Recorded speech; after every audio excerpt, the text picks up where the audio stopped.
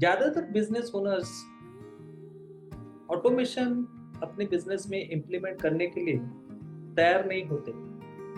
उसका जो main reason है वो है कि उनको लगता है कि ऑटोमेशन केवल जो बड़ी कॉर्पोरेट कंपनीज होती है उनके लिए है। या उनको लगता है कि ये जो ऑटोमेशन है बहुत ही कॉम्प्लेक्स टॉपिक है जिसे अ, समझना बहुत डिफिकल्ट है। अगर उसके लिए बहुत ज़्यादा सीखना पड़ेगा, ऐसा उनको लगता है और इसी वजह से वो ऑटोमेशन इम्प्लीमेंट करने के लिए रेडी नहीं होते। और ऐसे बहुत से बैरियर्स है, डिफिकल्टीज है, उनके मन में डाउट्स है जिसकी वजह से वो ये इम्प्लीमेंट करने के लिए रेडी नहीं होते। तो इसी बात को ध्यान में रख के मैं आज का ये वीडियो बनाने जा रहा हूँ, जिससे मैं इतना श्योर हूँ कि अगर आप इस बात को समझ जाते हैं ठीक तरह से, तो आपके जितने भी बैरियर्स जो है, आपके मन में जितने भी डाउट्स है वो आज टूट जाएंगे। और इसमें आज का जो पहला जो टॉपिक मैं इस वीडियो के लिए ले रहा हूँ वो है कॉस्ट की, को ध्यान में रखिए। ठीक है। बाकी जो सीखने के बारे में जो है ऑटोमेशन, वो अगले किसी वीडियो में मैं डेफिनेटली बात करूंगा। लेकिन आज का जो टॉपिक है वो कॉस्ट से रिलेटेड है, जिसमें मैं 5 ऐसे स्ट्रैटेजीज आपको बताने जा रहा हूँ जिसमें आपको ऑटोमेशन इम्प्लीमेंट करते वक्त जो लगता है कि कॉस्ट ज़्यादा हाई होता है, वो आप किस तरह से कम कर सकते हो और उसमें आप आपका पैसा या कैसे सेविंग कर सकते हो उसके बारे में आज के वीडियो में मैं डिस्कस करने जा रहा हूँ। तो नमस्कार दोस्तों, मेरा नाम संतोष पावस्कर है। मैं 3S learning makes automation easy का फाउंडर हूँ और मैं टेक स्केलर कोच और कंसल्टेंट हूँ। और मैं एक ऐसे मिशन पे हूँ जिसमें आप जैसे हजारों छोटे और मीडियम बिजनेस ओनर जो है उनको उनके बिजनेस में बिजनेस प्रोसेस ऑटोमेशन इम्प्लीमेंट करने के लिए मार्गदर्शन करता हूँ, जिससे आपके बिजनेस में एफिशिएंसी बढ़ती है और प्रॉफिटेबिलिटी बढ़ती है। चाहे आप उसमें आपके पास लिमिटेड बजट हो या लिमिटेड रिसोर्सेस। तो आइए आज के इस टॉपिक में के लिए शुरुआत करते हैं। तो पहला जो स्ट्रेटेजी है वो है कॉस्ट एनालिसिस।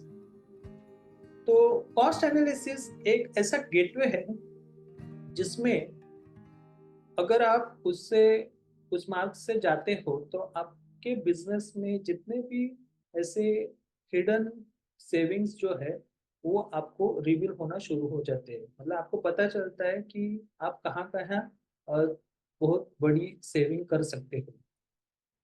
एक आप इमेजिन कर सकते हैं कि आपका जो बिजनेस है ना एक बड़े आइसबर्ग जैसा है, जिसमें आपको टॉप में जो दिखता है वो ऐसा लगता है कि इसमें इतने क्या सेविंग होने वाली है। लेकिन आप जितना डीपली उसको समझेंगे, उसको कॉस्ट एनालिसिस करेंगे, तब आपको समझ में आएगा कि आपके बिजनेस में ऐसे बहुत सी अपॉर्चुनिटी है जिसमें आप ये कॉस्ट सेविंग कर सकते हैं। क्योंकि ऑटोमेशन लाने का जो मेन रीजन जो है वो वही है कि आपके बिजनेस में आपकी एफिशिएंसी बढ़ाने से आपकी बहुत सारी कॉस्ट सेव होना शुरू हो जाती है। तो लो एक एग्जांपल लेते हैं कि मान लो कि आप समझ सकते हैं कि आपके बिजनेस का एक सेल्स प्रोसेस लेते हैं, चलो ठीक है। तो उस सेल्स प्रोसेस में आपको देखना होगा कि आपके कोई ऐसे मैनुअल स्टेप्स है क्या कि जिसे आप ऑटोमेट कर सकते हैं। आपके जो होल प्रोसेस है उसमें ऐसे कुछ स्टेजेस है या स्टेप्स है या कुछ प्रोसेसेस है जो आप अभी मैन्युअली कर रहे हैं लेकिन वो ऑटोमेट हो सकते हैं। उसके बारे में आपको सोचना है। और आप सोच सकते हैं कि ऐसा कोई टूल या सॉफ्टवेयर आप यूज कर रहे हैं क्या जिससे ये जो प्रोसेसेस है ये बहुत कॉम्प्लिकेटेड हो रहे हैं, या वो जो सॉफ्टवेयर है वो काफ़ी महँगा आप यूज़ करने जा रहे हैं। तो इसके बारे में भी आपको सोचना होगा, जिससे आपको ये आसानी होगी कि राइट टूल किस तरह से सिलेक्ट हो सकता है। ऑटोमेशन टूल जब भी आप चूज़ करते हो तो आपको उसे एक्सपेंस के नज़रिए से नहीं देखना है। मतलब आज आप उसमें खर्चा कर रहे हैं ऐसा आपको नहीं सोचना है। आपको सोचना है कि आप एक अच्छी इन्वेस्टमेंट कर रहे हो, क्योंकि इसका जो फाइनल जो रिज़ल्ट जो आता है वो बहुत बड़ी सेविंग्स में होता है, जो ओवर द टाइम आपको उसका बेनिफिट मिलना शुरू हो जाता है। तो इसलिए आपका माइंडसेट बहुत ही इम्पोर्टेंट है बिजनेस प्रोसेस ऑटोमेशन इम्प्लीमेंट करते समय। और इसके लिए मैं आपको एक बेंजामिन फ्रैंकलिन का कोट याद दिलाना चाहता हूँ। वो कहते हैं कि beware of little expenses, a small leak will sink a great ship. तो आइए अभी बात करते हैं दूसरे स्ट्रेटेजी के बारे में या दूसरे स्टेप्स के बारे में। वो है आरओआई इवैल्यूएशन। अभी ये किसी भी इन्वेस्टमेंट में जो बहुत ही क्रुशियल पार्ट होता है कि आपके बिजनेस में आपको कितना रिटर्न ऑफ इन्वेस्टमेंट आरओआई कितना मिलने वाला है। ओके।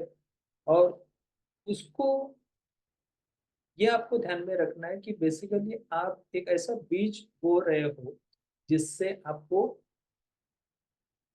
खेती अच्छी सी खेती आपको निर्माण करनी है। तो ये पॉइंट ऑफ व्यू लेके आपको इसमें इन्वेस्टमेंट करनी चाहिए, क्योंकि आप अगर इसमें रिटर्न ऑफ वैल्यू जो या रिटर्न ऑफ इन्वेस्टमेंट आपको जो मिलने वाले हैं, उसको आप ध्यान में अगर रखते हो, उसमें जो फाइनेंशियल बेनिफिट्स आपको क्या मिलने वाला है ये अगर आप समझ लेते हो, तो ये आपके लिए जो इनिशियल कॉस्ट जो आपको लग रहा है उसको ओवरकम करने में हेल्प हो सकती है। तो एग्जाम्पल के लिए मैं एक बताता हूँ कि जैसे कि मान लो कि अगर आप कस्टमर सर्विस में ऑटोमेशन करना चाहते हो, तो आपको देखना होगा कि आपकी जो टीम अभी जो कुछ मैनुअल चीज़ें में रिपीटेटिव जो क्वेरीज आती है उसमें अगर उनका टाइम जा रहा है, हाँ, या कस्टमर उसकी वजह से सेटिस्फाई नहीं हो रहा है, तो अगर आप ये ऑटोमेशन इम्प्लीमेंट करते हैं, तो अगर आपकी टीम का टाइम बचने वाला है या कस्टमर बहुत सेटिस्फाइड होने वाला है, तो डेफिनेटली ये आपके लिए बहुत ही जरूरी इन्वेस्टमेंट हो जाती है।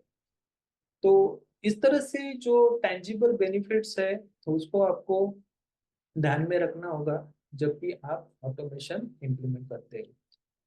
इससे रिलेटेड वॉरेन बफेट का भी एक कोट बहुत सूट करता है ये आज के इस टॉपिक में।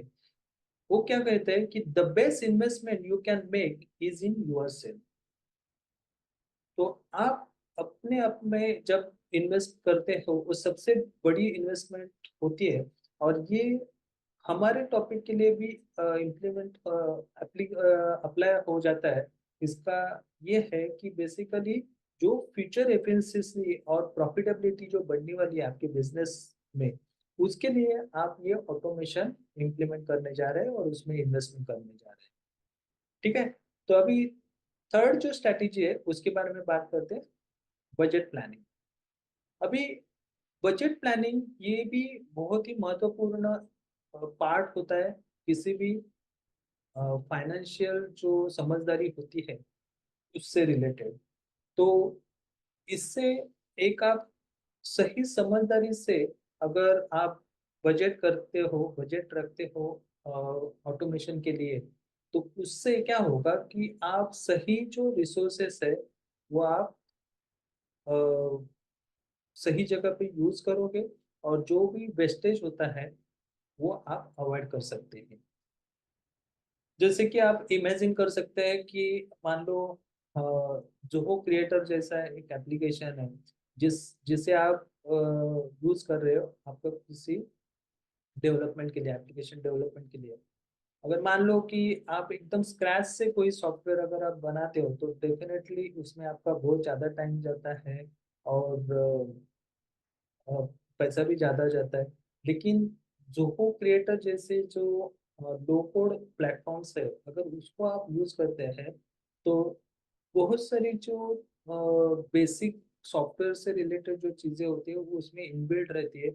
और मिनिमम कोडिंग मतलब लो कोड जो बोलते हैं, लो कोड प्लेटफ़ॉर्म है ज़ोहो क्रिएटर, तो उस तरह का अगर आप प्लेटफ़ॉर्म अगर यूज़ करते हैं, तो उससे आपका समय बचता है, ओवरऑल जो डेवलपमेंट का आपका टाइम बचता है, आपको जो एंड जो रिजल्ट चाहिए उस सॉफ्टवेयर से, वो आप आसानी से इम्प्लीमेंट कर सकते हैं। और इसको ध्यान में रखते वक़्त आपको ये बजट प्लान करना है कि कौन-सा सॉफ्टवेयर होना है, उसके लिए कितना पैसा लगने वाला है। और एक इम्पोर्टेंट बात है कि उससे रिलेटेड आपकी जो टीम है, उनको ट्रेनिंग भी देनी पड़ेगी। तो उसके लिए भी जो भी आप एंटीसिपेट करते हो जो खर्चा, उसको अगर आप पहले से ही बजट करके रखेंगे, तो शायद आपको ये अ, आगे जाके आसान हो सकता है, ये पूरी जो चीज़ें इम्प्लीमेंट करते वक़्त। So this way you are prepared for the investment. इससे आप क्या होता है, तैयारी आपकी जो मानसिक तैयारी जो होती है ना, वो आपको हेल्प करेगी सही तरीके से इन्वेस्टमेंट करने में। तो आइए अभी चौथी जो स्ट्रैटेजी उसके बारे में बात करते हैं, वो है वेंडर नेगोशिएशन। अभी ये वेंडर नेगोशिएशन ये सबसे इम्पोर्टेंट स्किल है जो हर एक बिजनेस ओनर्स के पास होनी चाहिए। ओके, जिससे आप एक अ, तय कर सकते हैं कि आपके जो वेंडर्स है उनके पास जो फेवरेबल टर्म्स होते हैं, उस टर्म्स को एक्सेप्ट करके आप आपके बिजनेस में अच्छे से ऑटोमेशन टूल जो है वो यूज कर सकते हैं। और वो ऑटोमेशन टूल प्रोवाइड करने वाले जो होते हैं, उनसे आप अच्छी तरह से निगोशिएट कर सकते हैं। और उसका जो इम्पैक्ट है ओवरऑल आपके बिजनेस में और के इन्वेस्टमेंट, उसके बारे में आप पहले से ही वो डिस्कस कर सकते हो निगोशिएशन के टाइम। एग्जाम्पल की अगर लेते हैं कि मान लो कि आप किसी टूल्स को सिर्फ प्राइस के बारे में निगोशिएट ना करें, तो उसके बारे में भी निगोशिएशन होना चाहिए। जो है सबसे इम्पोर्टेंट पार्ट, वो है सपोर्ट और मेंटेनेंस। तो आपको ये सबसे इम्पोर्टेंट बात पे पहले ध्यान में रखना चाहिए कि जो भी आप सॉफ्टवेयर लेते हो या जो टूल लेते हो, उसका कॉस्ट के साथ साथ वो आपको कितना सपोर्ट दे रहा है, कितना मेंटेनेंस आपको कॉस्ट आ रहा है। तो ये अगर आप अच्छी तरह से निगोशिएट अगर उनके साथ करते हो, तो डेफिनेटली आपकी जो अ, पैसों की जो वैल्यू है, मनी की जो वैल्यू है, वो आप बढ़ा सकते हो। ठीक है? सो और उससे इतना ही नहीं, आगे चल के जो सॉफ्टवेयर आप यूज़ करने वाले हो, वो लॉन्ग टर्म आपके सिस्टम में रह सकता है, क्योंकि ये सस्टेनेबल अप्रोच होता है किसी भी बिज़नेस के लिए। जिससे एक वेल नेगोशिएटेड अगर आप डील करते हो किसी भी वेंडर के साथ, तो उसके साथ वो जो रिलेशनशिप है वो लॉन्ग टर्म हो जाती है। उससे एक जिग जैगलर का कोट मुझे याद आ रहा है, तो वो है, you don't have to be great to start, you don't have to be great to start, but you have to start to great. तो टेक द इनिशिएटिव, आपको एक इनिशिएटिव लेनी होगी निगोशिएशन करने के लिए, क्योंकि वो निगोशिएशन स्टेज पे ही अगर आप प्रॉपरली स्टेप्स लेते हो, तो आपका जो आगे जाके जो ऑटोमेशन बिजनेस में इम्प्लीमेंट होने वाला है, वो अच्छे से होने में मदद होगी।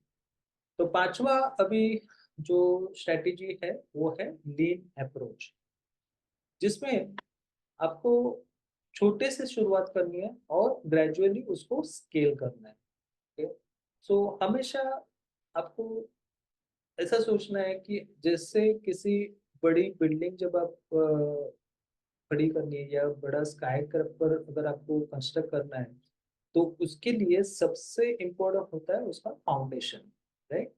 तो वो फाउंडेशन जितना मजबूत है उतना आपका जो भी कंस्ट्रक्शन आपने जो किया है वो उतना स्ट्रांग रहने वाला है। तो इसी तरह जो भी है छोटे-छोटे स्टेप्स से आप आपके बिज़नेस में ऑटोमेशन इम्प्लीमेंट कीजिए। उससे क्या होगा कि आपका जो ऑटोमेशन है वो एकदम फ़ोकस अ, मोड पे जाएगा और उससे सही तरीके से ऑटोमेशन इम्प्लीमेंट होने में आपको मदद होगी और ग्रेजुअली वो उसको आप स्केल कर सकते हो, उसको एक्सपेंड कर सकते हो स्ट्रैटेजिकली। जैसे कि अ, मान लो कि कोई एक प्रोजेक्ट मैनेजमेंट टूल आप यूज़ कर रहे हैं जैसे कि ज़ोहो प्रोजेक्ट, जिससे क्या होगा कि उसमें आपके जो प्रोजेक्ट्स को लेके जो भी प्रोसेसेस है, वो प्रोसेसेस आप इस टूल के माध्यम से सिस्टमैटिक वे से आप इम्प्लीमेंट कर सकते हो और ये केवल पूरे ऑर्गेनाइजेशन के साथ करने से अच्छा है कि पहले छोटे-छोटे प्रोजेक्ट्स में आप पहले इम्प्लीमेंट कर दीजिए, उसको टेस्ट कीजिए, जो भी आपके प्रोसेसेस हैं, वो सही जा रहा है कि नहीं, ओके? तो इस तरह से जब आप अप्रोच करेंगे, तो वो आपको और ईज़िली और स्मूथली आपका इम्प्लीमेंटेशन होने में मदद हो सकती है। इससे लेके एक हेनरी फोर्ड का भी कोट मैं आपको याद दिलाना चाहता हूँ। वो कहते हैं कि nothing is particularly hard if you divide it into small jobs.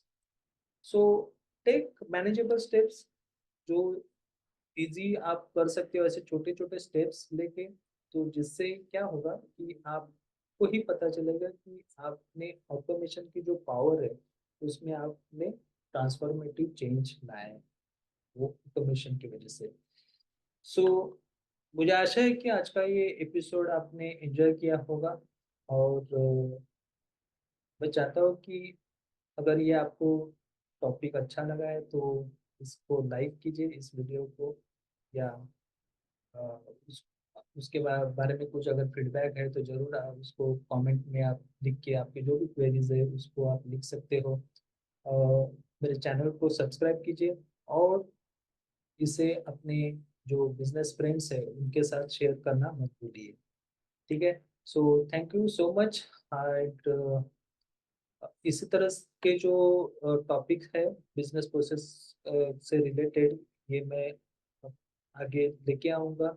इसमें कुछ स्टोरीज सक्सेस स्टोरीज भी बताऊँगा, टेक्नोलॉजी से रिलेटेड कुछ अगर नई बातें अगर आती है तो उसके बारे में आपको मैं बताते जाऊँगा। सो नेक्स्ट टाइम मिलने तक